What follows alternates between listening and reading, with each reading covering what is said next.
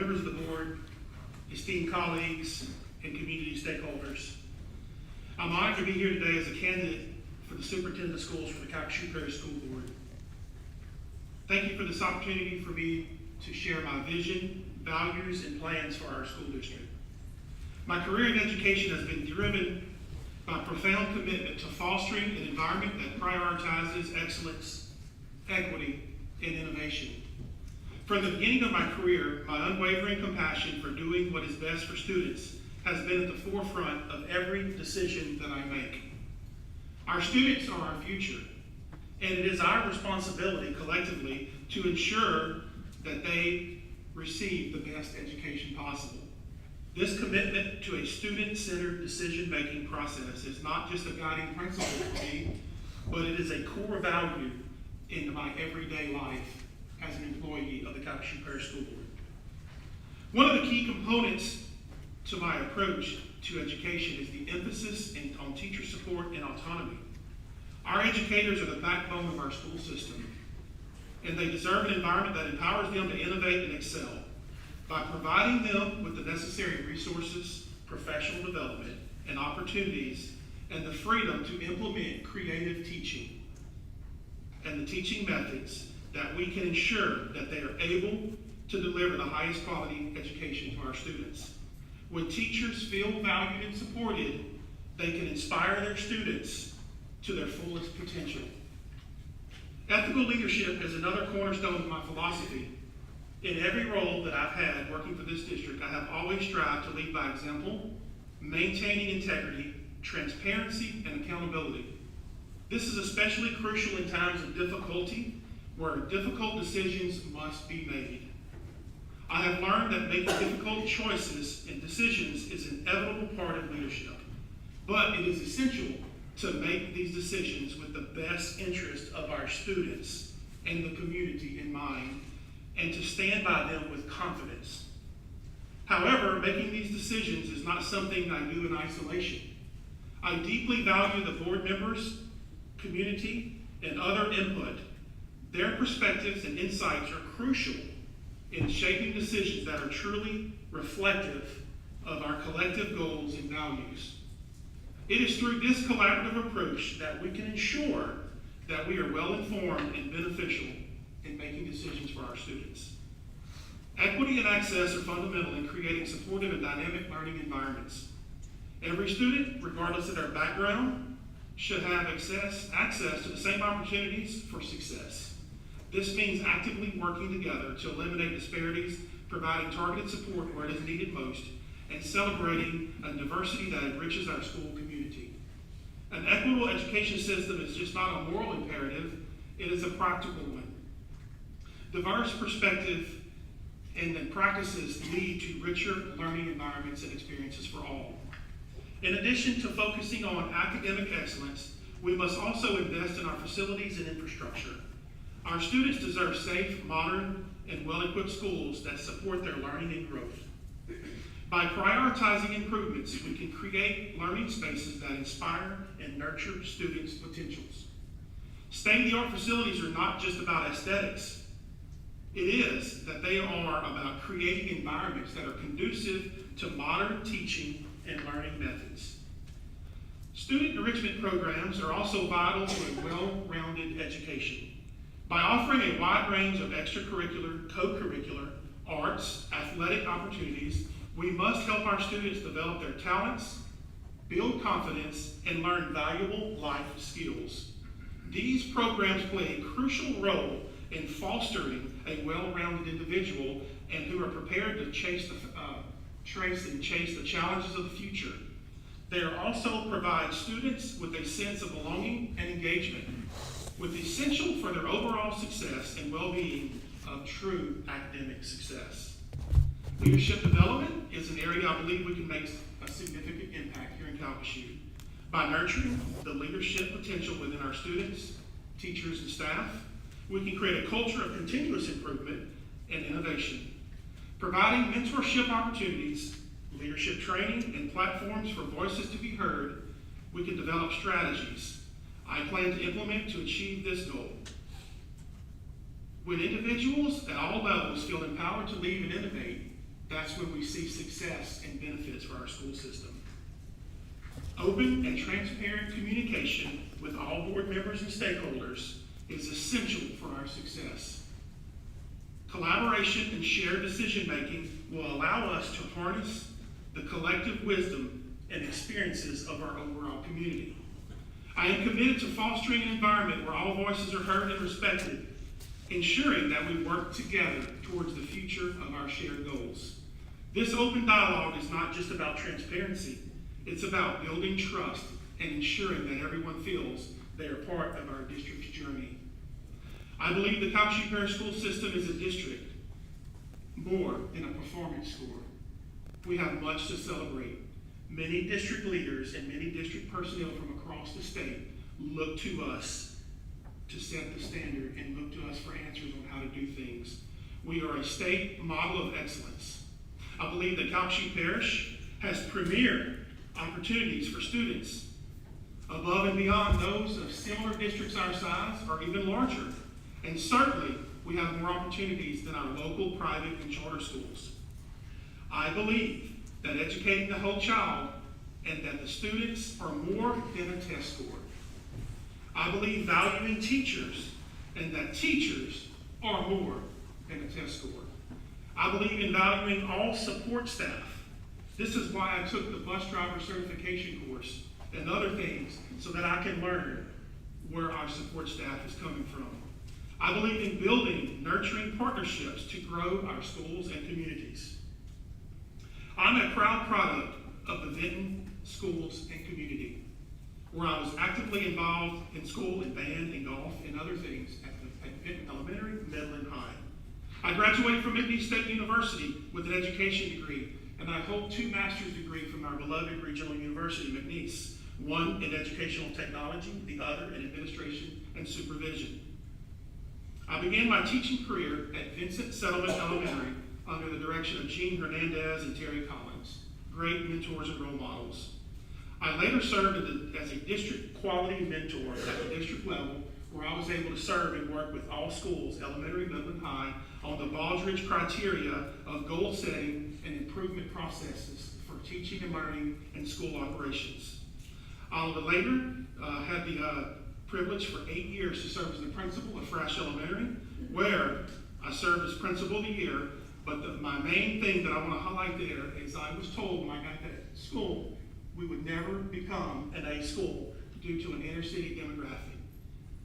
My team and I rolled up our sleeves. We worked together with our community, our students, our teachers, and stakeholders, and delivered an A status 2 years into that process, which they still hold today. As the director of the Career and Technical Education Department, I developed our department into the highest, most recognized CTE department in the state. I oversee the visual and performing arts areas where we are setting the standard. Currently, the work that our team is doing, we are ranked number 2 in the state with the number of students selected for vocal and instrumental music programs at the all-state music ensembles. Calcasieu Parish School Board has earned 4 state titles in visual arts, where our teachers and talent consultant was recognized the top of the top in the state of Louisiana. We're also recognized nationally for our theatrical arts program, where they travel across the nation and do amazing things, as well as our music and arts programs being recognized nationally. My wife Julie is also a proud teacher in our system, and she also holds additional degrees in deaf education and educational technology. Our 2 sons are products of the Calcasieu Parish School System. My oldest son, Caleb, is a sophomore at Louisiana Tech, majoring in computer science engineering. Caden, our youngest son, is a senior at Sulphur High School. Both of my boys, have participated in TOPS curriculum, as well as TOPS Tech or Jumpstart curriculums, where they both have earned advanced state credentials, which impacts the school. It also impacts them with industry-based credentials that are high wage, high demand. Caden is also a member of our beloved crown jewel in our department, our Education Rising program, where we are growing our own teachers, and we should get into more of that later. He recently attended the national conference with many of our other students from four schools across this district, where he was invited to take the praxis test in math. And he scored, I'm going to brag, 196 out of 200, the highest point at the conference. In conclusion, I am dedicated to fostering an educational environment that prioritizes excellence, equity, innovation. By supporting our teachers, making ethical decisions, promoting equity and access, investing in our facilities, enriching our students' experiences, and developing leadership at all levels, we can certainly, together, create a district that truly meets the needs of every student. Thank you for this opportunity and considering me as a finalist for the role of superintendent. I look forward to this process to further discuss my vision in advancing excellence for our school system. Thank you, Mr. McCardle. We're going to start down with Ms. Gay on questions. Go ahead, Ms. Gay. Sorry for being late, but I couldn't run over people driving slow to get here. Mr. McCardle, I'm going to take it kind of in a futuristic kind of situation. Many years ago, when I served on the local and state board unions, Calcasieu was very active.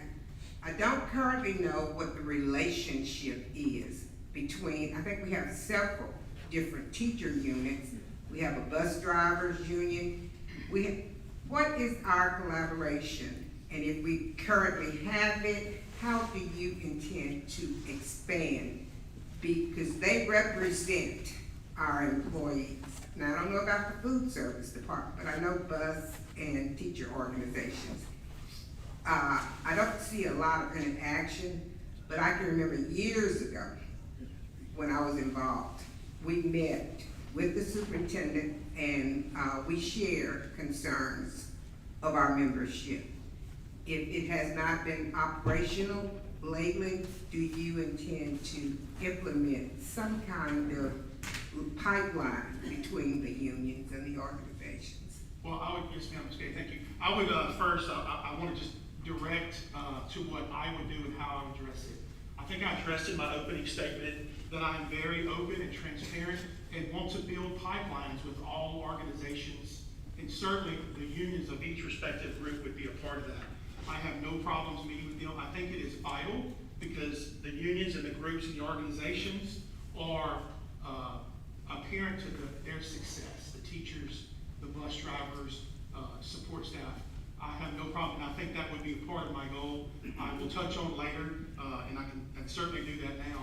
My vision is to absolutely build committees that represent different aspects and parts of our district. And what I mean by that is I want a panel. Of course, we have the Calcasieu Association of Principals, but I want a panel of administrators, a panel of teachers, a panel of school in-house support system, a school of district support staff that supports our schools, a support staff, a support committee of students, and also our community.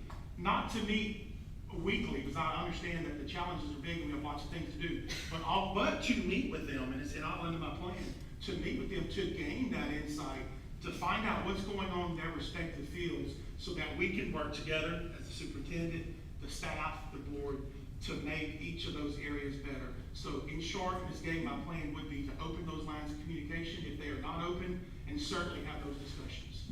Thank you. Mr. Pichon. Yes, sir. How are you doing tonight? Doing fine, sir. Good. So one of the first things whoever gets this job needs to do is help build up morale and make teachers feel supported and make them feel that you trust them and you believe in them. How would you go about doing that?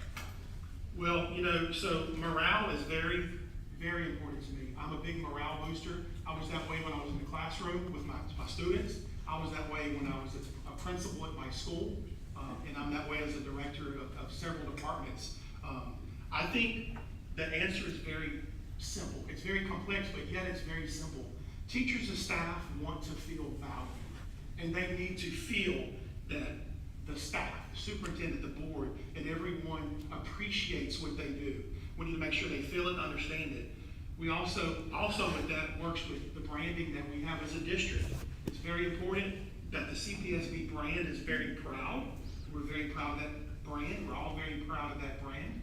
And that is something that we all come to work for the brand of Calcasieu Parish Schools. So in short, teacher and staff morale is they need to feel, and we need to have a consistent method across all schools, all departments, all areas of the district of valuing our teachers and making certain that they feel the value. Mr. Baumgarten? Good evening, Mr. McCardle. Good evening. I have a simple one. Hopefully you can, how do you plan to engage with parents, teachers, and the community to build trust and collaboration back into our system? Yes, sir, I appreciate that question. I alluded to that just a little bit earlier.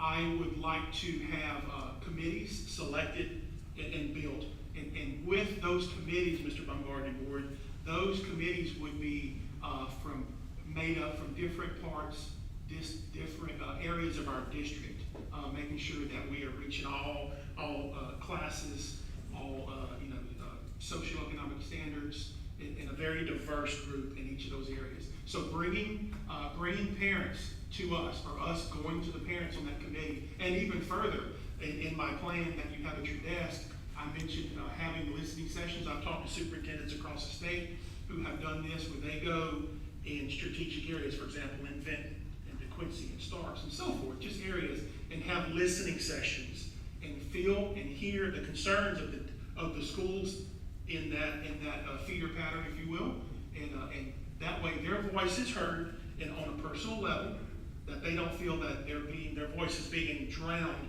by an entire district-wide approach. Mr. Hardesty? Mr. McCardle, I think that we have several great candidates. How can you convince us that you are the candidate for the job? Thank you. I appreciate that question, Mr. Hardesty Board. I think we do. We have great candidates, and we've all had great dialogue through this entire process, thinking we're going to have a good win.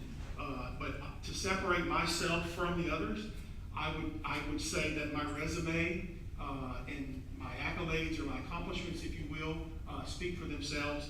I have worked at each level in different capacities. I work with groups across the state. I'm currently the state president for the Association of Career Technical Education. I also serve on the Region 4 National Committee for Career Tech Ed. I'm on the board for Louisiana Music Educators. I work closely with the Arts Association at the state and regional level.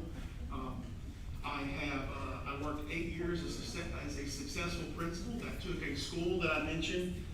As a team, we took a school that wasn't slated to become an A school, and we did the work. I took a department when I took that team years ago. Jumpstart was just coming around. It was new, and we didn't know a lot about it. No one in the state knew a lot about it. But my team and I, we rolled up our sleeves. We made difficult decisions. We paved the path. We shared with others, and we became the number one in the state with career technical education. When this journey first started, career technical education, in 2011, our district had 18 industry-based certifications, not necessarily high demand, high wage. It's just what it was 18. And over the course of the year, this year we have right at 4,000 high wage, high demand industry-based credentials. And that comes from the hard work of developing and building a team together. Can't do it by myself, collectively doing the thing that is best and always do the best for the students. Thank you. Yes, sir. Dr. Washington? I have a lot of questions, but he will only let me answer. One at a time, please. Let's do one. We have time to come back. So I want to know, you talked a lot about what you plan to do. Can you just tell me what departments you supervise, how they are funded, and maybe one of the greatest successes of that department? Gosh, there's a lot to be proud of. I'll think about picking one. But so I am over career and technical education. That was my original scope. About 3 or 4 years ago, Dr. Dan Vidring retired. He was a supervisor over art and music. Then Superintendent Brookhouse asked me to take over art and music, which we rebranded to visual and performing arts. That's the nationwide trend. That's a collegiate trend. to call it visual and performing arts. I am also over college programs where we have all the dual enrollment at Sewella and all the dual enrollment opportunities at McNeese. And also at Sewella and McNeese, I am over the programs where the college prep program at McNeese and the STEPS program at Sewella. The greatest success that you're asking for certainly doesn't come from my work alone. It's a team approach, of course, but I would like to think that we deliver. And I talked about the number of credentials that we earn Dr. Washington, but I think it's more about what we do for students. And I want to talk a little bit about the COVID year. Graduation was many things were closed, and graduation was about to not happen. The nationwide trend at that point, Dr. Washington, was that they were going to have PowerPoint graduations, and you drive by the school and we hand you your diploma through the car window. And that bothered me for days and days, and I had sleepless nights worried about that.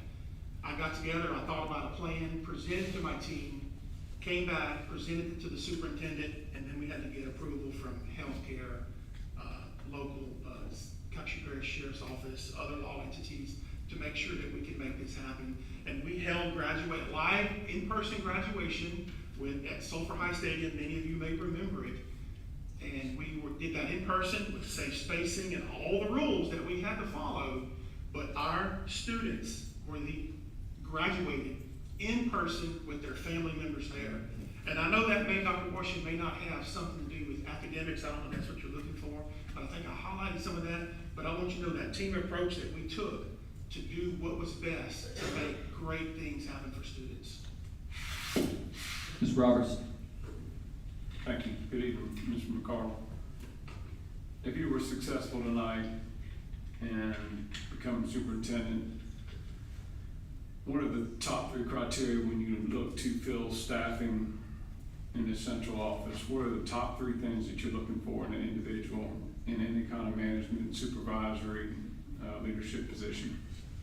First would be obviously highly qualified, highly certified. Well, let me do highly certified first. I think that leadership should be certified in that area. Secondly, they should come with experience in that area. Now, let me just say this. Do I have experience as a superintendent? No.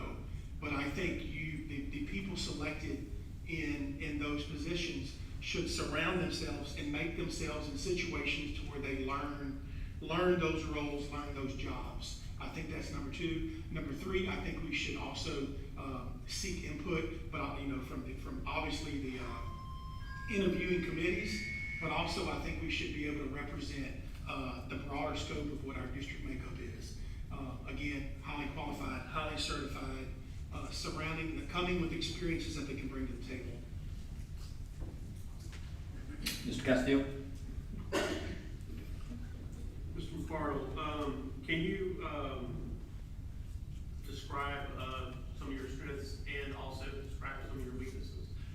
Well, I would like to say it, and that's the hardest thing for any human to do is brag on themselves. But I guess the time's come. I like to think that I can get it done, but it's not a me, it's a we. We get it done together. I'm going to always surround myself with people to do that. So I think getting the job done, not taking credit. I'm not here for credit. I'm not here for praise. I'm about teachers, staff, students, and communities. When they win, we all win. We all look great. The board looks great. Superintendent staff looks great. But most importantly, students look great and schools and communities look great. I'm also very organized. I'm very good with budgets. I manage very large budgets. One is the Career and Technical Education General Fund budget that you supply. One is the Supplemental Course Academy budget that is only to be spent on dual enrollment programs and advancement of students seeking certifications beyond secondary, meaning the post-secondary level at Sewella, which is our partner, McNeese State University, which is our partner, Associated Builders and Contractors, which is our partner, and we also have a partnership with Louisiana State University, UNIS. So budgeted, the general budget, the Supplemental Course Academy budget, but also the federal budget, which is the Carl Perkins federal grant that is federal mandated, very restrictive, that, it's very, tight, if you will. But my strength is that I help many people across the state manage, navigate, their Carl Perkins plans that they have to submit in their budget. So budgeting is also a good strength. I think a weakness of mine is sometimes I take on maybe too much when I could delegate to the team, but I always try to watch out for the best interest of the team and think, you know what, I'm gonna do that work for them, but we're all gonna get the credit. But I guess that's also a strength, you know. I would never, ever ask someone to do a job that I haven't already done myself or wouldn't do myself. For example, when I was in the school, I would get out there and I would show up in the summertime and I would strip and wax floors, okay? I would get out there and cut the grass. In this building, you know, I've taken over the C&I building and I get out there and do those things with those guys as well. So I would never ask someone to do something that I wouldn't do myself or haven't done already. Member Wallace. Thank you. Right, good afternoon, Mr. McCardle. Good afternoon. Right, in your introduction, you mentioned equity and access, Yes, sir. which are definitely about important aspects. With that in mind, what measures would you take to close achievement gaps and support historically underserved student populations? Well, I think that's a very big challenge, but certainly we're up to the challenge. That's a trend. I think what we have to do as a team here in the Calhoun Prairie School Board collectively, we have to develop plans to go into the schools and provide good, solid professional development, provide them with good, solid Tier 1 curriculums, provide them with the supports that they need, co-teach with teachers. We also have to do, I want to talk a little bit about, I'm over the counselors as well. It's one of my roles. And what we do, we have found that we have a lot of grandparents raising grandchildren, and they're the parents. So in a lot of schools, we are piloting programs to where our schools, our support staff, our schools, our administrators are working with grandparents on I don't want to say reteaching them, but reteaching them and helping them navigate being a parent again to a grandchild. So I think it takes a village. I think we work together, and it's certainly led by whoever the superintendent is, but also involve all staff. I think that we have to be in those schools more and providing the input and providing the resources and opportunities that they need. Mr. Natale. Thank you. Mr. McCardle, two questions, and it's not specific, just general thoughts. So I know that on the collaboration and shared decision-making, you put that you want to form some committees or working groups. And the reason I ask this is in the past, I know we've had certain groups where we involve the stakeholders along with teachers and other, I guess, focus groups. Common Core comes to mind many years ago, right? And I guess my question is, even though we've done that in the past, the stakeholders still don't feel like we're always listening to their input. And so how do you build a committee like that to guarantee or come as close as possible where you have all the inclusion so that they feel like they are having a voice? And the second one would just be on the next page, talking about you want to evaluate the programs that maybe are effective and that aren't. Just off the top of your head, do you have any in mind that you think are doing well or not doing well? Evaluate The programs that are already in place. Seems like we do have a lot of different programs. Have you got any thoughts on some that are really effective or some that aren't efficient, aren't getting it done? Right, okay, I understand you, sir. I alluded earlier that I think one way, and I was talking to a superintendent colleague in another district, was to provide those, in your case, Mr. Natale, it would be, you know, we would certainly have a community outreach listening session, if you will, in Bell City, maybe one in Iowa, in the areas that each board member represents, to where they can come in and not be so lost in the big picture. Like, you know, they may have something that's very specific to a school in your district or your community that has nothing to do with, let's say, Ms. Gay's community or Mr. Hardesty's community. I think that's very impactful, and I think that should be done often, you know, on a basis to where they feel and they see, hey, superintendent staff's coming back out, you know, to our community to hear, to listen, to be a part. Evaluating programs. That goes a little bit with budgeting and some budgeting, philosophies.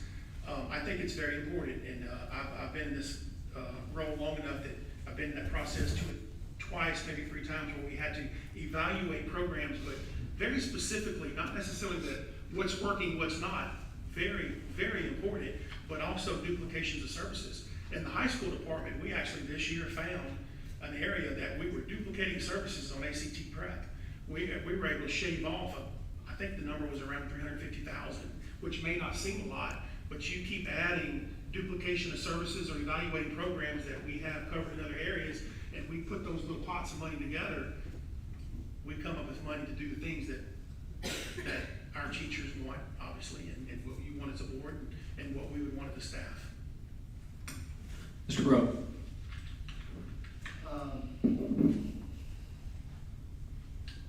You know, the challenges and everything we have coming from the state, you know, with the coming in the next couple of years, with the funding, following the students. I like the comments that you had about trying to get the community involved at different levels and all that. Matter of fact, when I first ran for school board, my slogan on the signs was bringing the community back to school. So I was kind of glad to hear that in the comments to Ms. Gay's questions and some of the other questions that you had on how you're gonna do that. You know, both of us being from Sulphur, I've watched your career over the years. You've been successful at every place that you've gone. I think the role you're in now, you've done a phenomenal job. I think you've got, 4,000 students that are on a path that gives them the ability to be able to make a living when they get out. And that's not a lot of places to say that. And I bring all that up where you've been successful, but what do you see if you were to get in here are going to be your top 3 biggest challenges to try to get us to the next level, like with the stuff like chemo fall, Mr. Wallace, it was coming eventually. Like what he's talking about is like the low performance schools and stuff like. So what do you perceive to be the 3 biggest challenges that you're going to face? I think the 3 biggest challenges that we're going to face in the very near future, number 1 is the budget. I think we have been, I guess I use the word blessed with, industry expansion, high sales tax. So I think we're going to have to get real lean and real frugal with the budget over the next coming years, unless we know, a future expansion's coming up. I think we're seeing a lot of great strides in that now. I think in this last budget that Mr. Bourne has worked so diligently on that, there's some money savings that work with you and the board on that's going to be able to help pay back some of those things that we've had to deal with FEMA and the hurricane and thing. So I think budget's going to be a big challenge.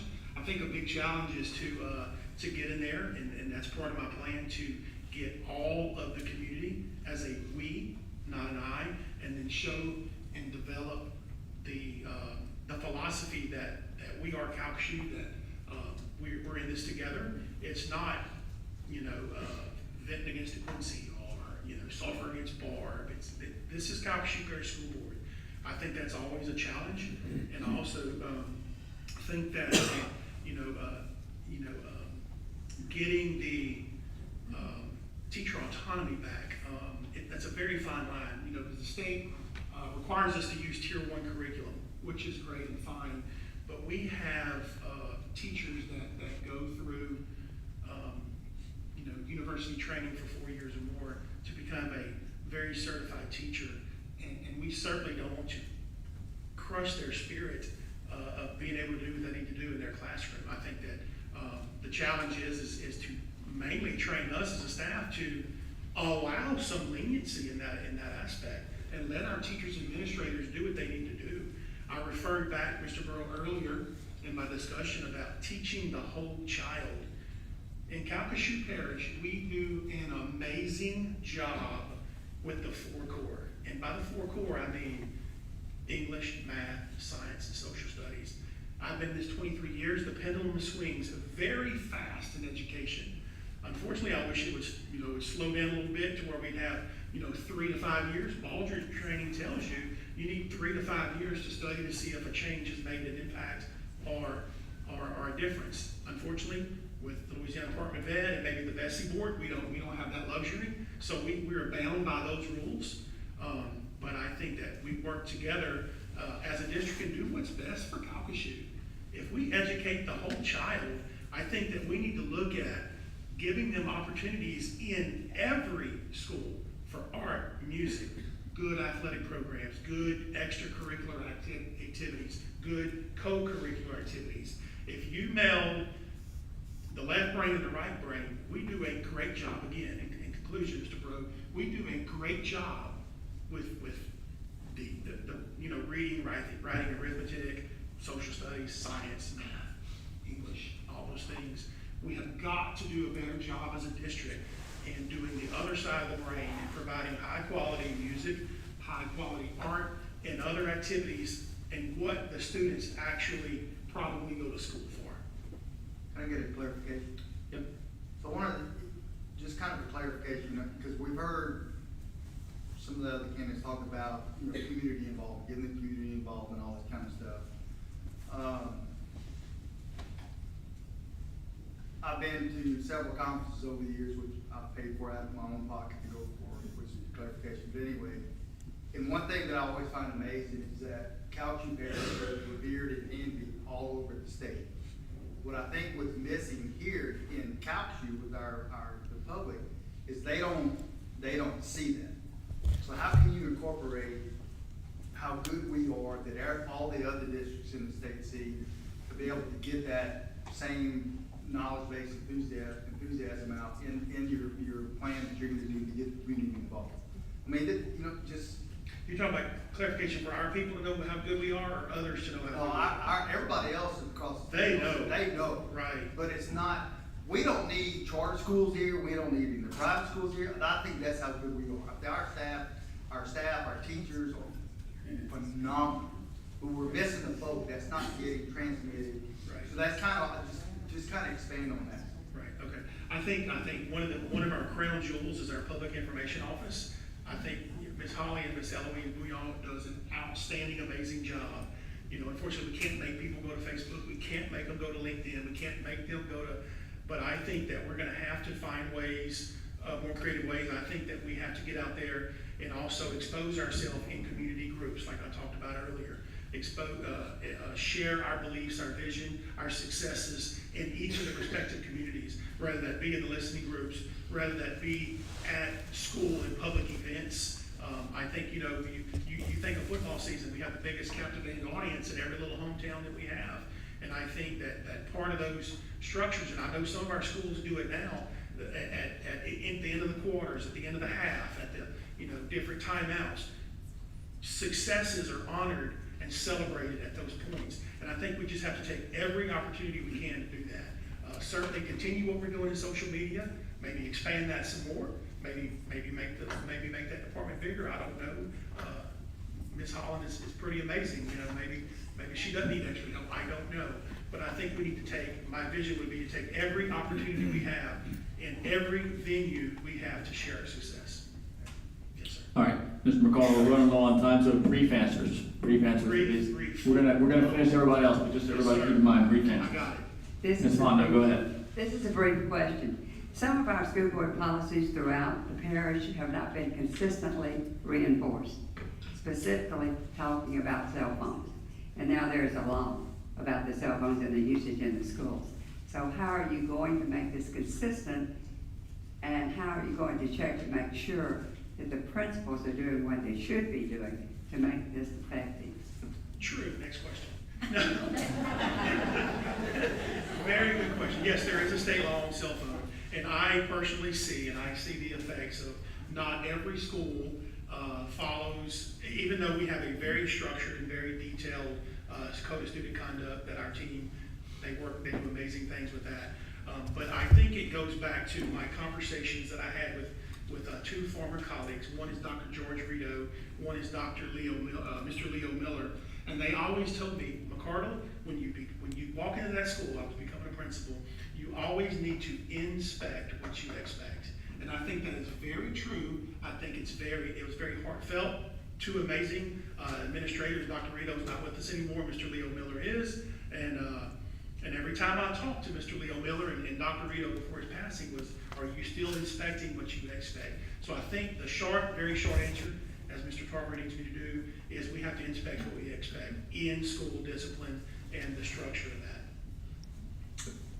that. Ms. McReynolds, All right, I had about 50 questions, but I have to narrow it down to. or very brief, 50 questions, very brief.